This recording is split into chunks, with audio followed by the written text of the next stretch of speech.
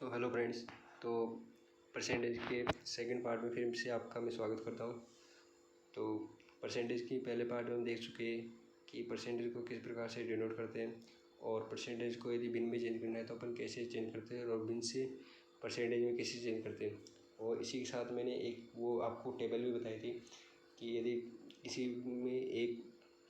किसी संख्या में इतने परसेंट की वृद्धि होती है या फिर किसी वस्तु में इतने परसेंट की वृद्धि होती है वस्तु के मूल्य में, ठीक है, तो उसमें कितना परसेंट की कमी करें, ठीक है, कि जिससे कि उसके वस्तु के मूल्य पे या फिर किसी संख्या के मूल्य पे, किसी संख्या के मान में कोई परिवर्तन नहीं हो, ठीक है। तो वो एक टेबल आप लोग को मैंने लास्ट क्लास में बताई थी। यदि वो टेबल याद कर ली तो मान लो आपका वो जो क्वेश्चन है तो मान लो विदिन 10 सेकंड के अंदर हो जाएगा, ठीक है। तो उसी की सीरीज़ को अपन नेक्स्ट आगे लेके चलते हुए करते हैं, ठीक है। तो आपने यदि इस चैनल को सब्सक्राइब नहीं किया है तो एक बार सब्सक्राइब कर देना, लाइक कर देना और शेयर कर देना, ठीक है। तो अपन करते हैं, ठीक है। तो ये अपने कल बताया था कि प्राइस और क्वांटिटी में रिलेशनशिप कैसे होता है। तो यदि एक चीज़ की वैल्यू बढ़ती है, प्राइस की वैल्यू बढ़ती है तो क्वांटिटी की वैल्यू कम होती है, और प्राइस की वैल्यू बढ़ती है तो क्वांटिटी कम होती है, और प्राइस की वैल्यू बढ़ती है, यदि प्राइस की वैल्यू कम होती है तो क्वांटिटी बढ़ती है, और यदि प्राइस को बढ़ाया तो क्वांटिटी कम हो। तो जस्ट इनमें दोनों में क्या इनवर्स रिलेशनशिप होता है कि अपने को कांस्टेंट करना, मतलब इसकी वैल्यू मतलब प्राइस और क्वांटिटी को दिया खर्चा होता है, तो इसको यदि खर्चा को कांस्टेंट करना है, ठीक है, तो इसमें क्या है जस्ट इनवर्स रिलेशनशिप होता है, ठीक है। तो इसी को हम आगे देखते हैं, ठीक है। तो आगे देखते तो इसके लिए देखो, जैसे मैं बताता हूँ यदि कोई भी है, मतलब जैसे दो वेरिएबल, ठीक है, ए और बी मैंने दो वेरिएबल मान लिए, ठीक है। यदि किसी वो थर्ड के बराबर, ठीक है, और यदि इसकी वैल्यू थर्ड के बराबर, तो मतलब इसको कांस्टेंट रखना है, ठीक है। ये तो इसको कांस्टेंट कैसे होगा, यदि मैंने एक में कमी करी तो दूसरे में वृद्धि करनी पड़ेगी, ठीक है।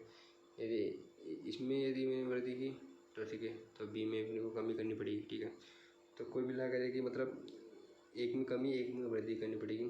और इसमें रिलेशनशिप क्या होता है, यदि कांस्टेंट है तो ए प्रोपोर्शनल टू 1/b, ठीक है। तो ए और बी का रिलेशनशिप भी क्या होगा, जस्ट इनवर्स होगा, मतलब ए का जो रेशो होगा वो बी का इनवर्स रिलेशनशिप होगा, ठीक है। तो ये मैं बता रहा हूँ। अब इसके बाद क्वेश्चन पे चलते हैं, ठीक है। तो क्वेश्चन में दिया हुआ है कि जैसे ए की लंबाई में यदि मैंने 10% की वृद्धि की थी तो चौड़ाई में इसमें कितने परसेंट की कमी करें ताकि क्षेत्रफल अपरिवर्तित रहे, आयत का क्षेत्रफल अपरिवर्तित रहे, ठीक है। तो इसमें क्या है, जैसे आयत का क्षेत्रफल क्या होता है, आयत का क्षेत्र होता है लंबाई इंटू चौड़ाई, ठीक है। तो ये मतलब दो वेरिएबल है, ठीक है। ये तीसरे पे क्षेत्रफल क्या है, इन दोनों वेरिएबल डिपेंड कर रहा है। यदि मैंने इसमें वृद्धि की तो इसमें कमी होगी, यदि इसमें कमी हुई तो इसमें वृद्धि होगी, ठीक है। तो वही कॉन्सेप्ट इसमें लग रहा है, ठीक है।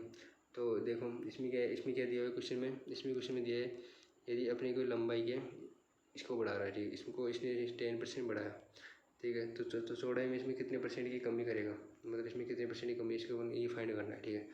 तो यदि वो मैंने लास्ट क्लास में यदि वो टेबल बताई, यदि आपको याद है तो इसको आंसर इसको देखते बता सकते हैं, ठीक है। तो उसमें टेबल में मैंने बताया था यदि 10% की यदि वृद्धि हो रही है तो उसकी जस्ट वृद्धि उसकी जस्ट नीचे वाली वैल्यू कितनी थी, 9 से 1/11, ठीक है।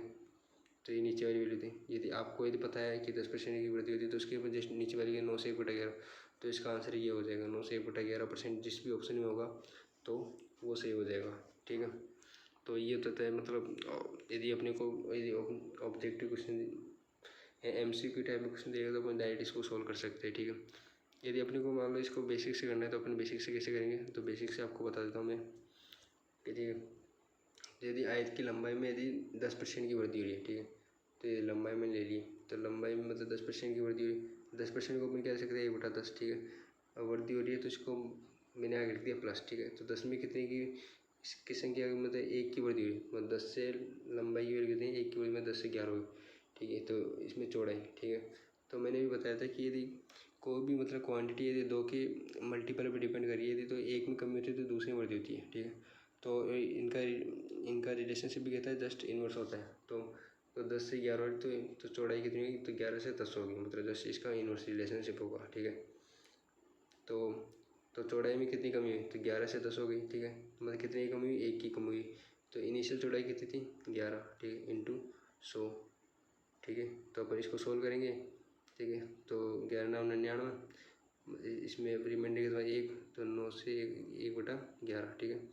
तो यही मैंने बता दिया था इसका कि कैसे इसको सॉल्व करते हैं विद अपन जो अपनी लास्ट क्लास में इसमें टेबल पढ़ी थी, तो उससे अपन सॉल्व कर सकते हैं। ये होता है बेसिक, ठीक है।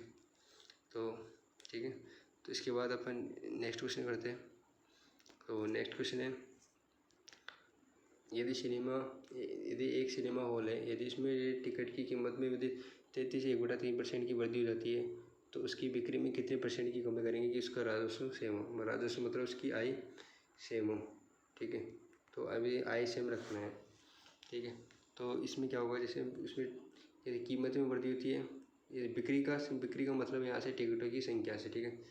तो 33 से 1/3% की वृद्धि, तो यदि वृद्धि हो रही है तो उसमें कमी कितनी होगी, उसकी जस्ट नीचे वाली वैल्यू। तो यदि 33 से 1/33 की वृद्धि हो रही है, ठीक है, तो उसमें कमी कितनी होगी, जस्ट इसकी नीचे वाली। तो इसकी नीचे वाले टेबल में मैंने क्या रखा था, 25%, तो ये आंसर हो जाएगा, ठीक है।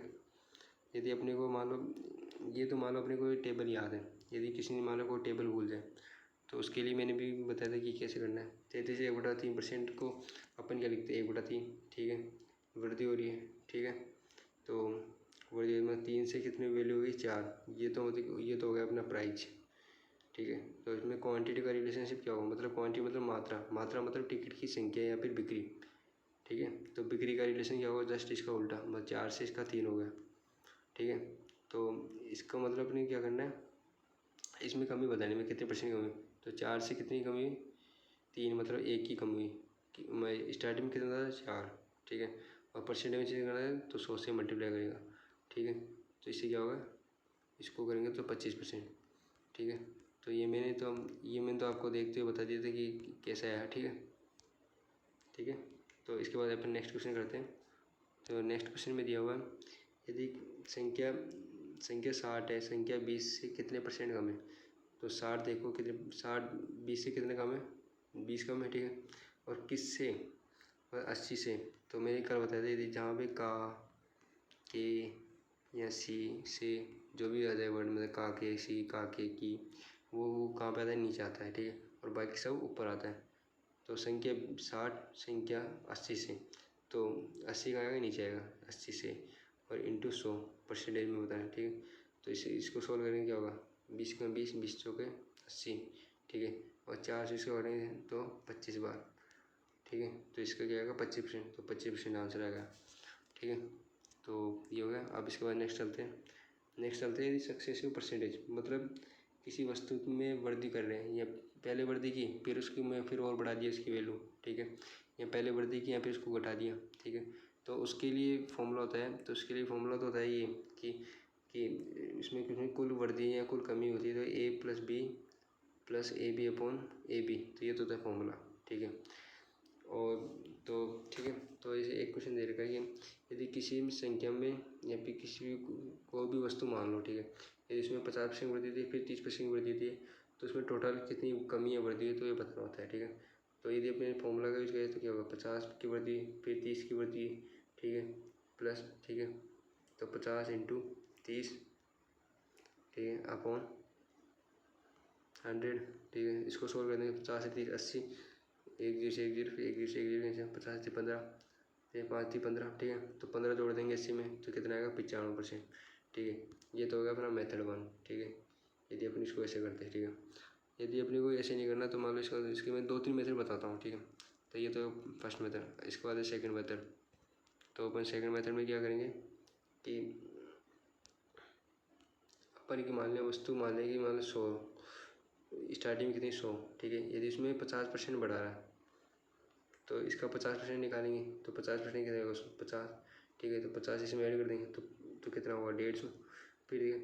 फिर उसमें क्या हुआ, फिर उसमें उसकी वैल्यू बढ़ाई, इसकी 30%, तो 30% बढ़ाई, ठीक है। तो इसके फिर 30% निकालेंगे, तो 150 × 30/100, तो इससे कितना आएगा, तो 30% निकालेंगे तो 45 आएगा, ठीक है। तो इसमें 45 ऐड कर देंगे तो 150 में 45 में 195, ठीक है। तो 100 से 195 तो कितने की वृद्धि हुई? 95। तो इस प्रकार ये 95% आ गया, ठीक है। यदि ये तो हो गया, ठीक है। यदि अपने को एक और तरीका होता है, मैं जैसे मैं बताता हूँ, ये जो दूसरा तरीका, तीसरा तरीका जैसे 100 है, ठीक है। उसमें कितने की 50% की वृद्धि है, तो 50% मतलब 150, 100 में तो इंटू 100, फिर इसमें कितने 30% की वृद्धि है, ठीक है। तो 130/100, ठीक है। तो इसको सोल्व करेंगे तो वही अपना सेम आंसर आ जाएगा, ठीक है।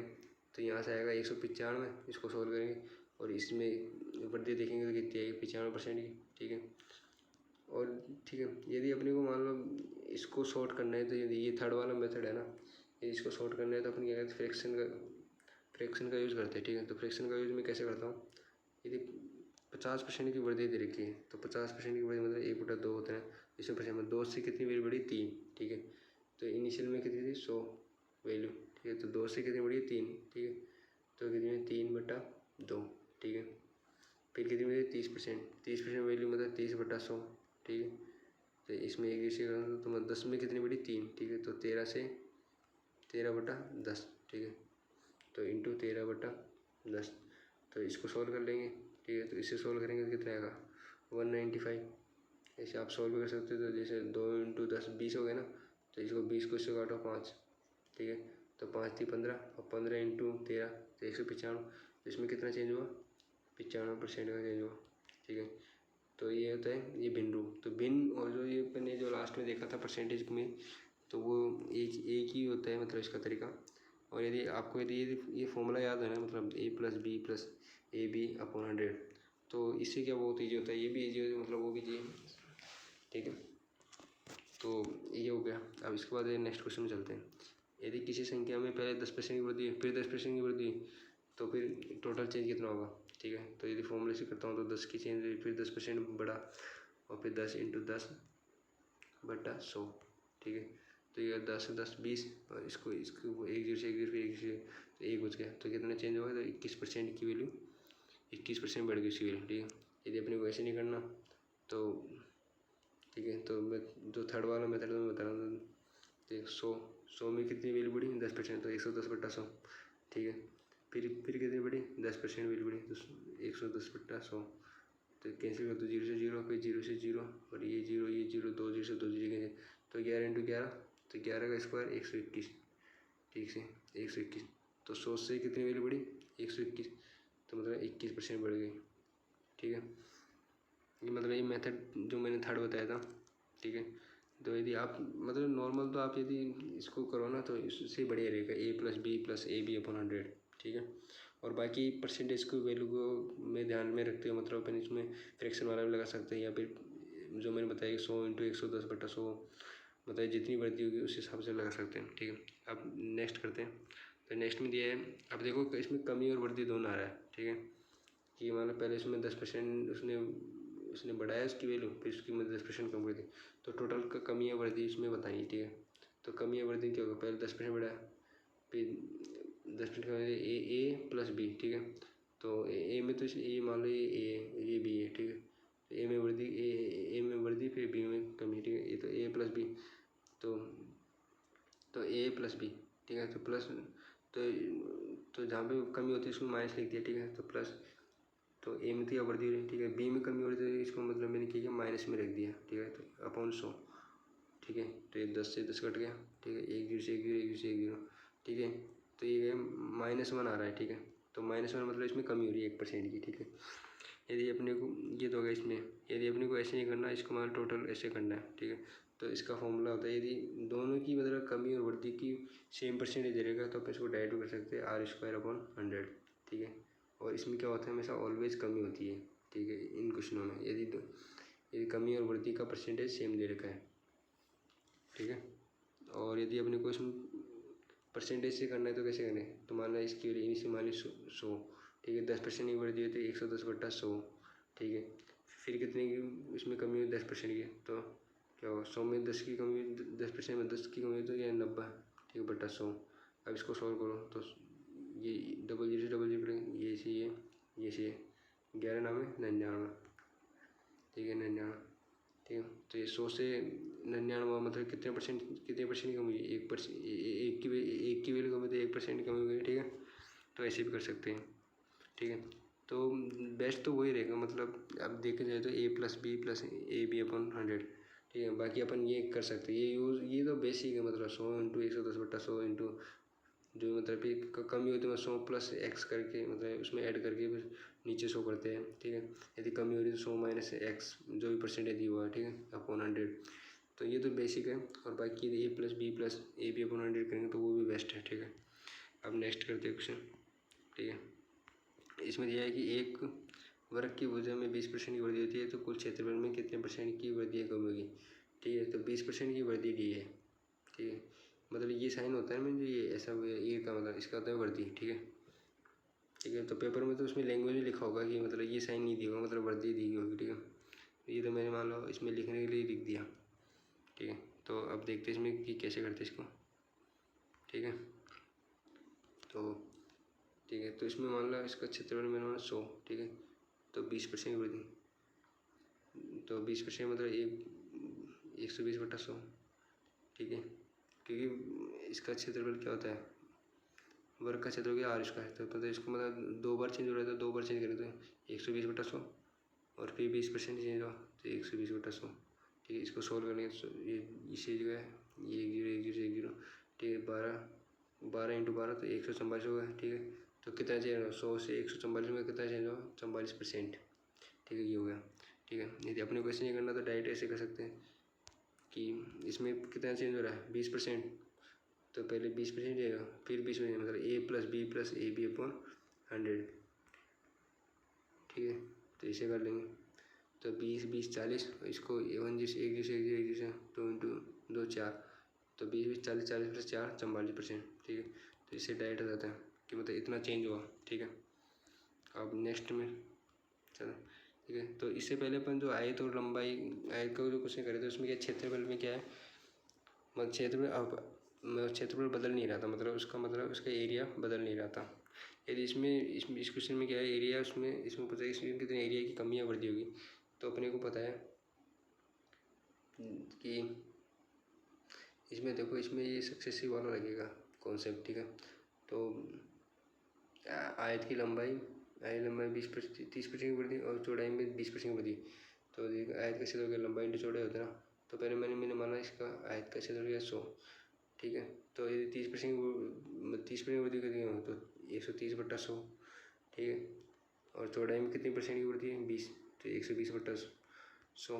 इसको सोल्व कर लेंगे तो इसका आंसर आ जाएगा। तो इससे ये डबल जीरो हो जाएगा, 1 0 1 0 1 0 1 0, 13 × 12 156 आ गया, ठीक है। तो 100 से कितना चेंज होगा, मतलब 156 मतलब 56% की वृद्धि हुई, ठीक है, ठीक है। ये तो अपनी बेसिक है। यदि अपने को ऐसे नहीं करना तो अपने वो जो मैंने बताया था स्टार्टिंग में a+b+ab/100, तो ऐसे कर सकते हैं। तो 30 + 20 + 30 × 20/100, ठीक है। तो इसको सोल्व करेंगे, 30 + 20 50 और 30 इंटू मतलब इसमें 1 जैसे 1 1 जैसे काट दो, तो 3 × 2 6, तो 30 + 20 + 6, तो इसका आंसर आएगा 56%। तो इतने में इसमें इसके क्षेत्रफल में वृद्धि हो जाएगी, ठीक है। तो आज के लिए थैंक यू। तो यदि आपको पसंद आए तो एक बार लाइक और शेयर और सब्सक्राइब कर देना। तो थैंक यू।